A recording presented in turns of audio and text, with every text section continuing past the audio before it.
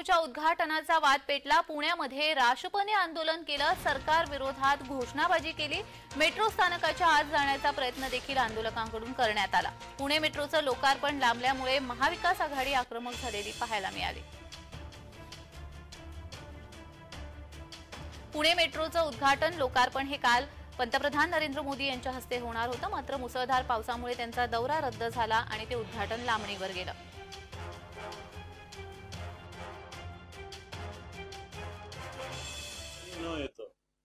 त्याच्यासाठी जनतेसाठी ज्या सुविधा निर्माण केल्या थांबण्याची आवश्यकता नाही असं मला वाटतं।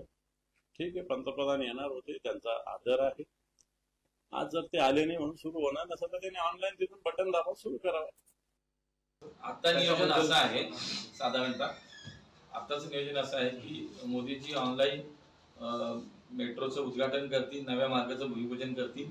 सगळेच राज्यातले मुख्यमंत्री, दोन्ही आपले उपमुख्यमंत्री हे गणेश कलाला आणि पुणेकर यांच्याशी संवाद मोदीजींचा झाल्यानंतर उद्घाटन होईल, मोदीजींशी संवाद होईल आणि तो झाल्यानंतर राज्याचे मुख्यमंत्री आणि उपमुख्यमंत्री जे स्वारगेट मेट्रो स्थानकामध्ये येतील आणि तेथून शिवाजीनगर न्यायालयापर्यंत मेट्रोनं प्रवास दोन्ही मुख्यमंत्री हो।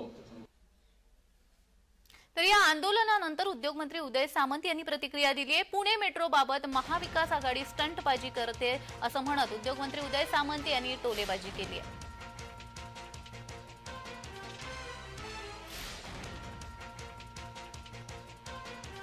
किती इलेक्शन स्टंट केले तर मला असं वाटतं की याचं काही मतामध्ये रूपांतर होत नाही। काल नरेंद्र मोदी साहेबांचा कार्यक्रम पुण्यामध्ये होता, त्याच्यामध्ये एक उद्योग विभागाचा पण कार्यक्रम होता, पण पुण्यामध्ये काल प्रचंड पाऊस होता, त्याच्यामुळे तो कार्यक्रम रद्द झाला।